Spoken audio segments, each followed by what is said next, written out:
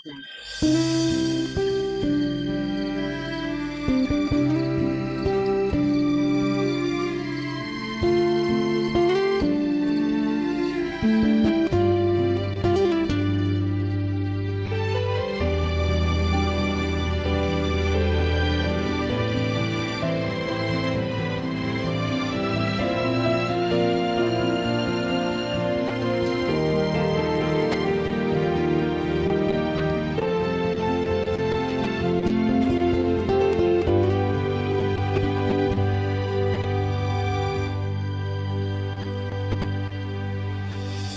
telapak tanganmu tertulis namaku, di dalam genggamanmu seluruh hidupku. Sungguh bangga ku punya Bapa sepertimu, yang tak pernah melupakanku. Di tengah badai hidup kau menemaniku, di atas gunung batu kau bawa diriku. Sungguh bangga ku punya Bapa sepertimu, yang tak pernah meninggalkanku. Ku nyatakan Engkau Tuhan di hidupku, Tuhan di setiap ucapan dan perbuatanku.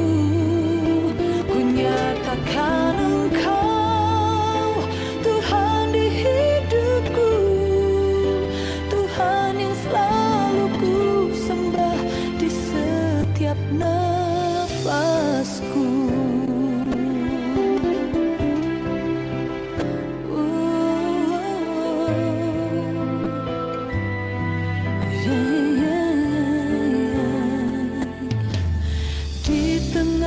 Badai hidup kau menemaniku, di atas gunung batu kau bawa diriku. Sungguh bangga ku punya Bapa sepertimu, yang tak pernah meninggalkanku. Ku nyatakan Engkau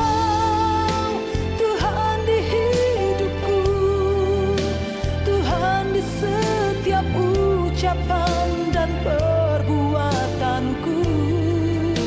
Ku nyatakan Engkau Tuhan di hidupku, Tuhan yang selalu ku sembah di setiap nafasku.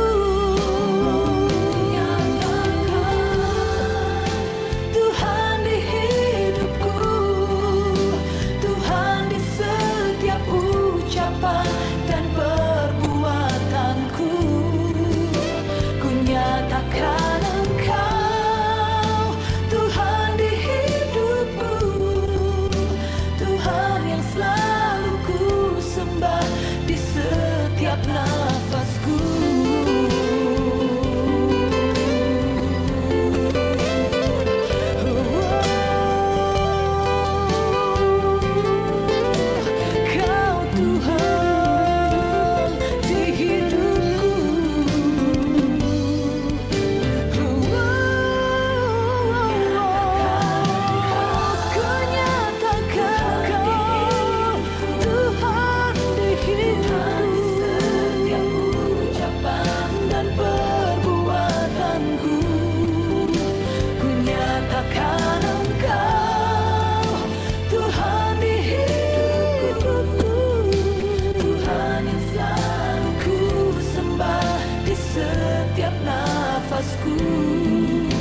Tuhan yang selalu ku sembah, hanya Kau.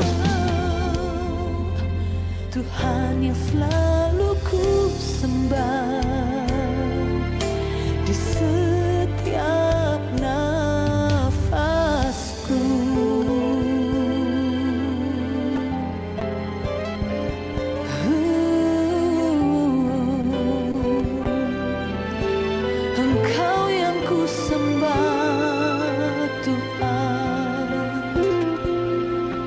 Yesusku.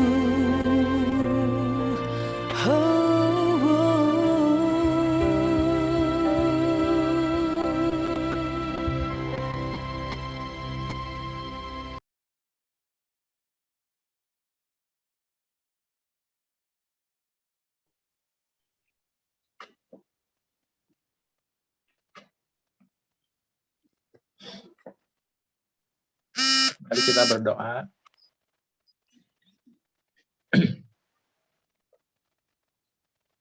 Haleluya. Haleluya. Terima kasih Tuhan untuk hari ini, di mana pada hari ini kami bertemu kembali dalam ibadah online. Kami bersyukur Tuhan, walaupun kami belum bisa beribadah di gereja, namun kami percaya Engkau tetap hadir di tengah-tengah kami. Oleh karena itu, mari Tuhan, Engkau pimpin dan berkati ibadah ini dari awal hingga akhir. Bentar kami mau belajar dan mendengar sebagian dari firman-Mu. Berkati hamba-Mu yang akan menyampaikan firman-Mu. Biar apa yang kami dengar menjadi berkat bagi kami semua. Dalam nama Tuhan Yesus, kami berdoa. Haleluya. Amin. Amin. Puji Tuhan. Pagi hari ini kita belajar lagi bersama-sama ya. Kita akan belajar sama-sama ya, karena saya yang diberi kepercayaan untuk sharing, jadi saya selalu sharing, tapi minimal saya bukan yang lebih dari rekan-rekan, tetapi kita akan sama-sama belajar daripada firman Tuhan pagi hari ini.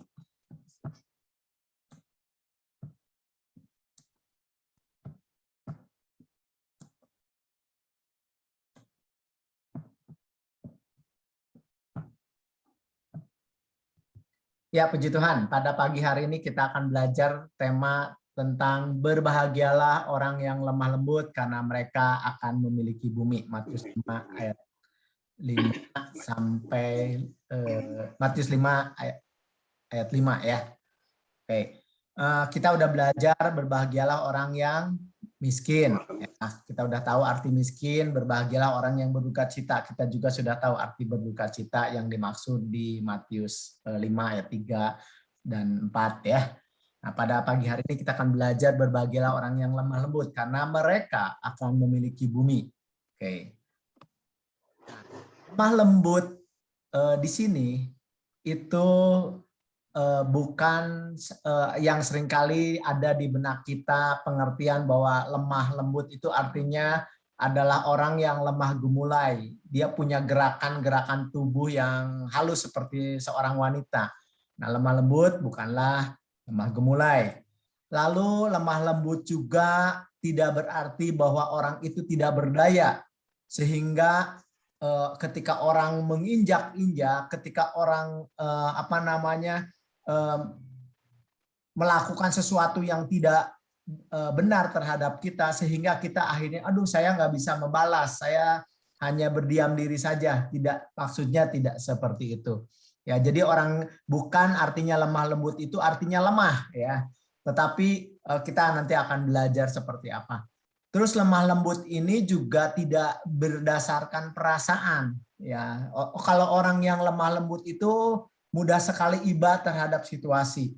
Ya, biasanya itu dihubungkan dengan temperamen ya. Orang-orang yang temperamen melankolik tentunya dia punya perasaan lebih sensitif. Wanita punya perasaan yang lebih sensitif. Nah, seorang pria yang karakternya misalnya kolerik atau yang lain itu memang secara natural dia tidak memiliki perasaan yang terlalu peka seperti itu. Maka kalau lemah lembut hanya diperuntukkan kepada satu temperamen menjadi sesuatu yang tidak tepat, karena orang-orang yang kolerik itu memang tidak dipaksakan karena naturnya diciptakan Tuhan udah seperti itu. Jadi lemah lembut itu bukan bicara perasaan yang mudah terluka atau sensitif seperti itu. Jadi lembut itu bukan pengertiannya seperti itu.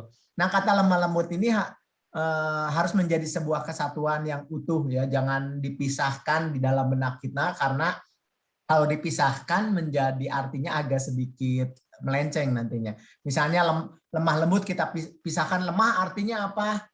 Ya lemah itu artinya tidak berdaya ya. Sementara lemah lembut itu bukan bicara ketidakberdayaan, justru lemah lembut itu bicara kekuatan.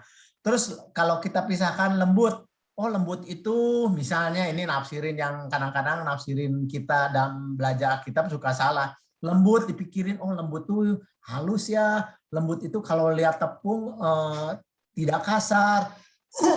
Maka akhirnya menerjemahkannya adalah lemah lembut itu ada sesuatu yang bersifat halus, tidak kasar, seperti gitu. Jadi kalau orang ada tiba-tiba ada orang yang berkata tegas, ya berkata keras, wah ini orang tidak lemah lembut. Kenapa? Karena menafsirkannya hanya berdasarkan kata seperti itu. Sementara orang yang lemah lembut itu tidak berbicara tentang kata-kata, tidak berbicara tentang orang ini. Kalau lemah lembut itu seperti layaknya satu budaya yang kalau ngomong sopan banget gitu. Sementara di budaya yang lain di Indonesia ada orang yang bukan dia kasar, tapi memang budayanya kata-katanya cukup keras, cukup tegas seperti sehingga orang bilang waduh ini nggak lemah lembut, nggak seperti itu. Karena kalau bicara tentang kata-kata maka hanya orang-orang budaya tertentu yang disebut orang yang lemah lembut, orang yang budaya yang sini tidak lemah lembut seperti itu. Nah oleh sebab itu kita mau belajar dari Alkitab ya, kita belajar kembali dari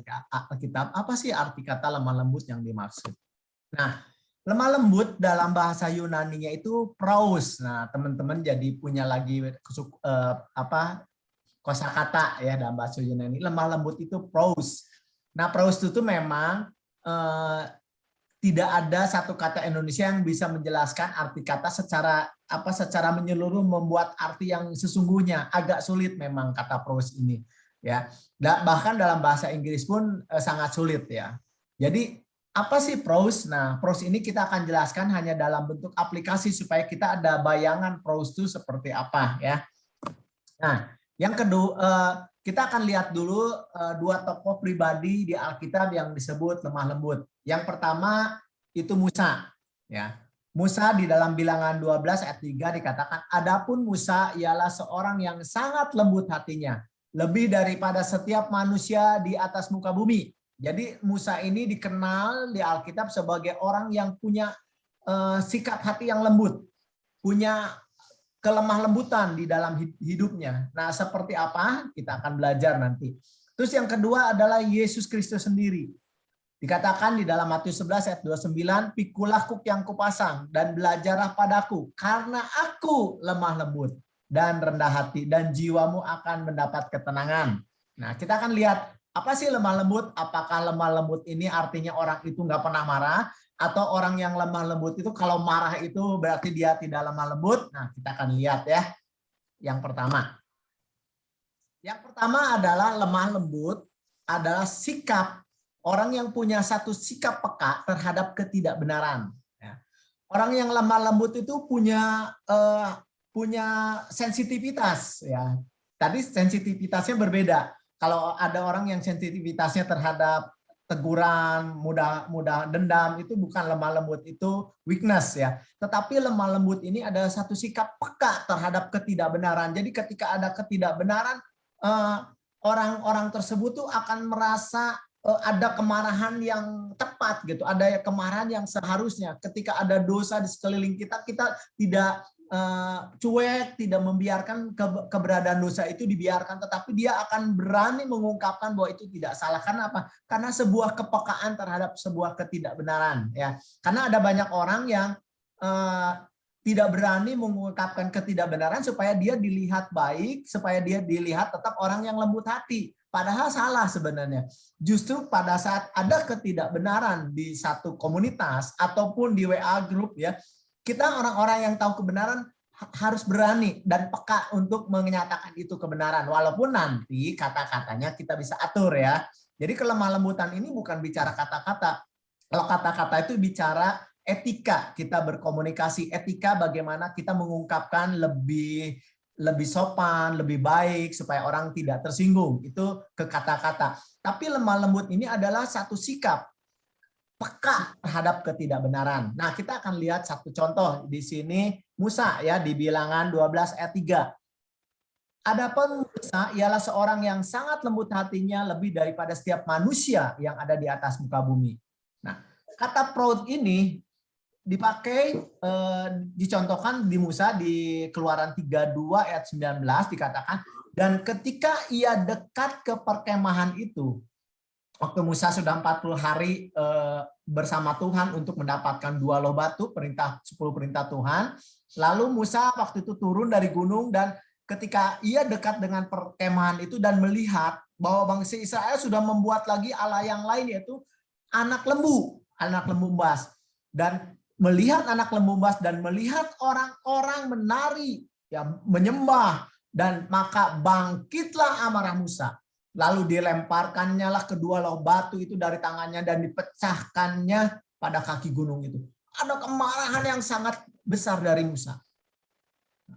Nah, kalau kita lihat, katanya Musa lemah lembut, tapi dia marah. Bayangkan, seorang yang marah dan sampai loh batu itu dipecahkan, artinya marah yang cukup marah gitu. Menurut saya seperti itu gambarannya, imajinasinya, bahwa marahnya itu bukan marah seperti apa, dan mungkin kata-katanya juga dalam kemarahan itu tidak hanya sekedar seperti ini, kamu ya bikin anak lembu, saya marah loh. Nah, itu bukan marah itu. Kalau orang punya ekspresi marah, dia akan bilang, kenapa kamu menyembah Allah lain? Dan dia marah dan dia lemparkan loh batu itu sehingga pecah. Dan itu adalah emosi yang keluar, satu kemarahan. Boleh katakan kemarahan yang kudus. Karena apa? Karena ada ketidakbenaran di tengah bangsa Israel karena dia menyembah Allah lain. Ya. Dan Yesus pun dan Allah pun cemburu dan seringkali murka ketika orang-orang menyembah Allah yang lain. Nah, dari Allah, kalau kita baca di Perjanjian Lama, seringkali Allah marah, Allah cemburu, Allah menghukum, Allah murka. Karena apa? Karena ketidakbenaran. Ya, jadi lemah lembut ini tidak identik dengan tidak boleh marah. Ya. Terus yang kedua, kita lihat di dalam diri Yesus.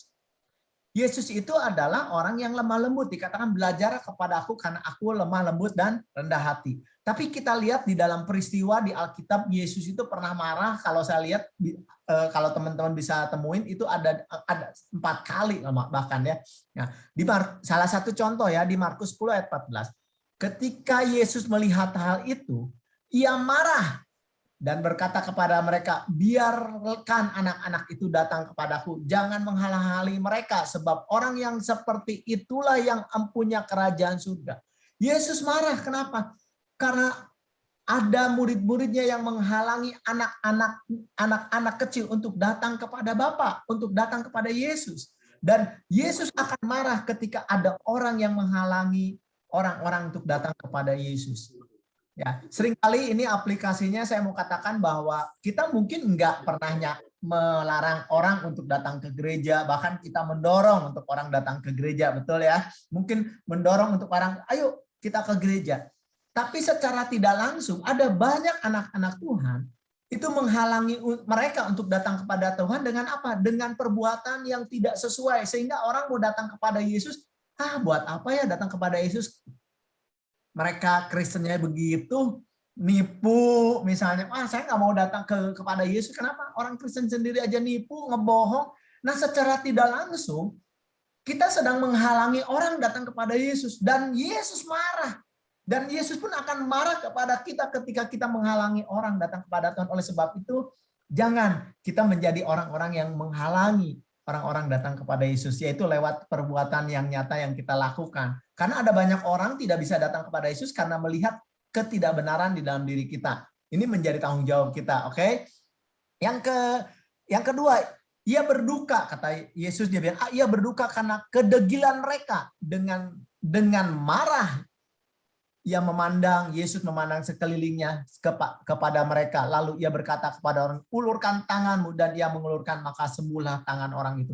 Jadi ini satu peristiwa di mana keagamawian ini membuat orang terpaku dalam satu legalitas sehingga membuat orang itu harusnya disembuhkan. Orang, wah ini nggak boleh, ini begitu. Dan Yesus akhirnya menyembuhkan. Kenapa? Karena mereka tidak memahami apa yang Tuhan mau ajarkan di dalam kebenaran firman Tuhan. Nah, yang ketiga, yang pernah Yesus katakan kepada orang-orang Farisi ya, atau orang-orang ahli-ahli Taurat, dikatakan waktu mereka melakukan sesuatu, mengajar sesuatu tapi tidak melakukan di dalam perbuatan, sampai Yesus bilang, kamu ini ular beludak. Wah, itu kasar kata-katanya. Kamu ini ular beludak, kamu ini kuburan. Itu kata-kata yang pedas ya. Jadi makanya kata lemah lembut itu tidak identik dengan kata-kata yang halus, katakan. Karena apa? Karena apa yang terjadi di Alkitab, Yesus pernah berkata-kata sesuatu yang cukup tegas dan kasar ya, kalau dari segi nilai rasa bahasa ya. Kamu ular beludak. Dan Yesus pernah katakan kepada orang, kamu ini anjing. Bayang nggak? Seperti itu ke perempuan ya, perempuan yang mau minta remah-remah. Tapi ada maksudnya seperti itu. Nah, terus Yesus juga pernah marah ketika bait Allahnya itu dipakai untuk berdagang. Kebayang nggak? Waktu dia ketika Yesus melihat bait Allah dipakai orang jualan seperti itu, dan Yesus waktu itu dia satu tindakan yang cukup marah adalah apa? Tidak hanya ngomong, tetapi dia langsung bayangin satu bait Allah yang sedang dagang seperti itu, ditunggang balikan mejanya, kursinya, wah masih porak-poranda. Dan itu satu tindakan yang boleh katakan kalau kita melihat ada seorang kayak misalnya kita penatua diaken, tiba-tiba ada ketidakbenaran, terus kita wah obrak-abrik tuh gedung gereja, wah dibalang-balangkan eta kursi. Pasti orang memandang, waduh ini orang gak lemah lembut, ini orang kasar. Tapi Yesus melakukan itu kenapa? Karena di balik semua itu dia punya satu sikap yang lemah lembut, dia peka terhadap ketidakbenaran. Nah, kemarahan yang dikarenakan Tuhan didukakan itu menjadi sebuah sikap orang yang lemah lembut. Nah, saya pengen teman-teman di sini mulai belajar peka terhadap ketidakbenaran di sekeliling kita. Kalau misalnya di sekeliling kita ada hoax yang boleh katakan kurang benar, teman-teman jangan merasa bahwa teman-teman ini dikatakan orang yang tidak lemah lembut. Teman-teman boleh mengcounter itu supaya apa? Supaya yang tidak benar ini menjadi benar. Karena apa? Karena ada satu peribahasa, kejahatan itu akan merajalela. Kenapa? Karena ada orang-orang yang benar yang tidak mau berkata-kata. Karena orang-orang yang benar itu hanya silent saja. Itu bahaya. Orang berbuat jahat, terus kita biarkan, itu akan semakin jahat. Harus ada garam di situ yang mengasinkan. Nah, orang-orang yang punya sikap, aduh saya orang yang pengen jadi lembut hati, makanya apa? Makanya kejahatan menjadi berkembang. Saya ketika melihat di internet ada mualaf-mualaf yang tidak benar mengungkapkan tentang kebenaran-kebenaran yang salah. Ada tokoh-tokoh Kristen yang ngerti banget, dia mau berani counter. Nggak apa-apa, no problem. Namanya juga kebenaran. Ya, berani mengcounter, berani membenarkan seperti itu ya. Tapi motivasinya benar ya. Motivasinya bukan mau buat berantem, tapi motivasinya adalah untuk membuat benar ya. Oke, lanjut. Yang kedua, lemah lembut adalah sikap penurut yang hidupnya yang senantiasa mau dikuasai Tuhan, mudah dibentuk. Orang yang lemah lembut itu mudah dibentuk, hatinya tuh mudah dibentuk sehingga dia itu menjadi orang yang penurut, yang selalu mau hidupnya dikuasai oleh Tuhan. Nah, kata prous ini seringkali dipakai, ilustrasinya adalah untuk binatang peliharaan yang terlatih, yang sama majikannya dilatih sedemikian rupa dan akhirnya nurut. Nah, itu prous ya, seperti itu. Nah, ini melukiskan kepada dalam hidup kita, kalau kita orang yang punya sikap lemah lembut, artinya kita membiarkan hati kita mudah dibentuk oleh kebenaran-kebenaran firman Tuhan, tidak menjadi orang yang kekeh gitu ya, keras hati, wah ini menurut saya sih ini benar. Tetapi kita mulai terbuka kepada Tuhan oleh Roh Kudus, di mana ketika mengkoreksi kita harus berubah, ya harus berubah gitu. Jangan kekeh ketika kita dapat kebenaran yang lebih baik, ya kita rubah. Kalau kita kebenaran dulu kita belum benar gitu, mau berubah. Nah, sikap yang lemah lembut ini ada sikap yang senantiasa mau hidupnya dikuasai Tuhan. Tidak mengedepankan ego, ini saya gitu, enggak. Tetapi mulai mengkoreksi yang benar yang mana ya. Nah, orang-orang yang lemah lembut itu mudah mengevaluasi diri, mau dievaluasi oleh orang lain, mau dikasih tahu sama orang lain, mau dibentuk oleh orang lain dalam pengertian kepada yang benar ya. Nah, mau mendengar nasihat-nasihat yang baik seperti itu. Nah, orang-orang yang lemah lembut ini tidak punya egois yang menurunkan keegoisannya. Nah, ini ada satu contoh jemaat di Filipi itu terjadi di ambang perpecahan karena apa? Karena mereka selalu mengedepankan pemikiran mereka sendiri. Ya, tidak mau mendengarkan satu dengan yang lain secara kerjasama, tapi saya egonya yang mengutamakan kepentingan diri sendiri, mencari pujian untuk diri sendiri, semuanya untuk diri sendiri. Ada satu contoh ketika seseorang, saya dengar di satu video, seseorang mengadakan sebuah retreat ya seperti itu.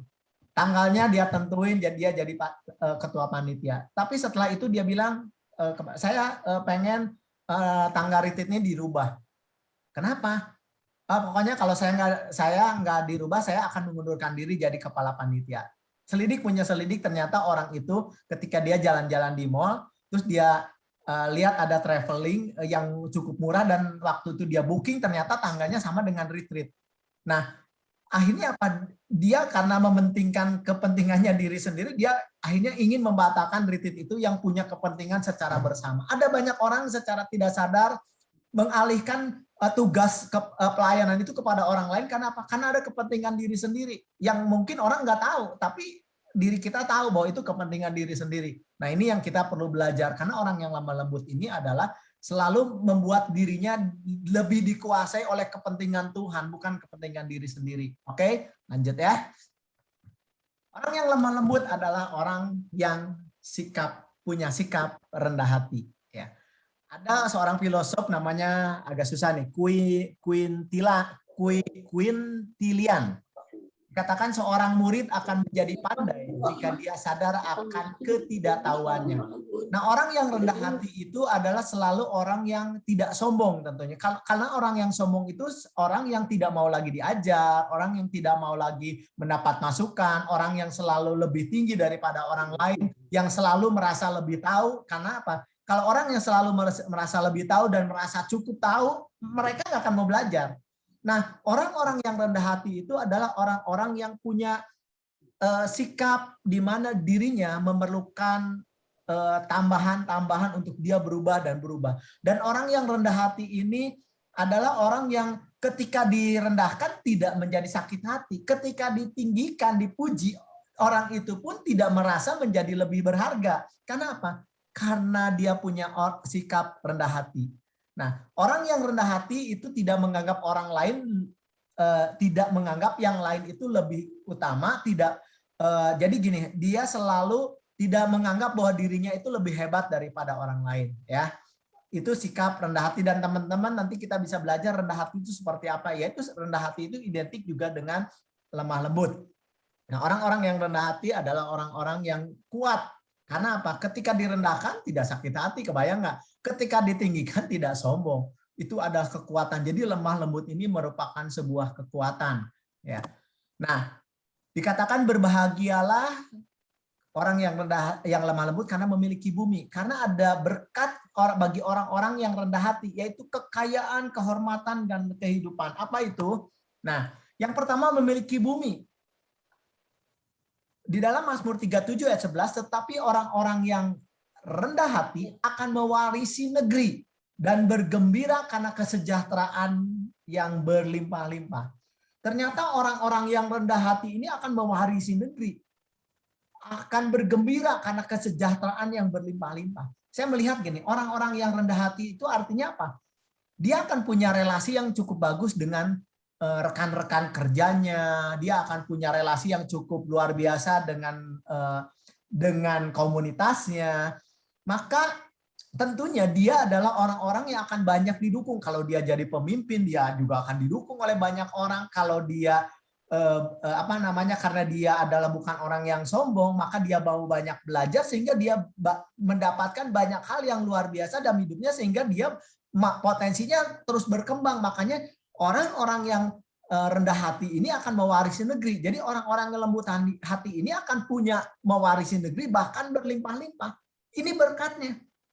Makanya Tuhan bilang berbahagia, diberkati. Karena apa? Karena orang yang rendah hati akan mewarisi negeri. Ya, seperti itu. Nah, yang ketiga, ini ada yang kedua juga, tapi saya langsung yang ketiga. Orang-orang yang rendah hati itu memiliki nilai di mata Tuhan. Wow, luar biasa. nilai di mata Tuhan. Aku berkata kepadamu sesungguhnya jika kamu tidak bertobat menjadi seperti anak kecil ini, kamu tidak akan masuk ke dalam kerajaan surga. Sedangkan barang siapa merendahkan diri, orang yang rendah hati, orang yang lembut hati, menjadi seperti anak kecil ini, dialah yang terbesar dalam kerajaan surga. Terbesar. Punya nilai di hadapan Tuhan.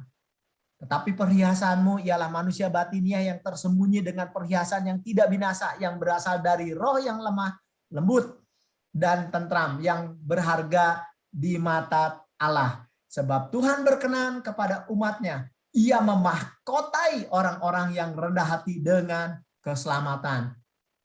Orang-orang yang memahkotai orang yang rendah hati dengan apa? Dengan keselamatan. Keselamatan tidak hanya maksud surga maksudnya. Di sini adalah keselamatan di dalam kehidupan dia, di dalam keseharian dia. Wow, luar biasa. Jadilah kita akan menjadi orang-orang bahagia karena apa? Karena kita akan memiliki dan berniat untuk menjadi orang-orang yang lemah lembut. Kesimpulan. Sifat lemah lembut itu seperti air.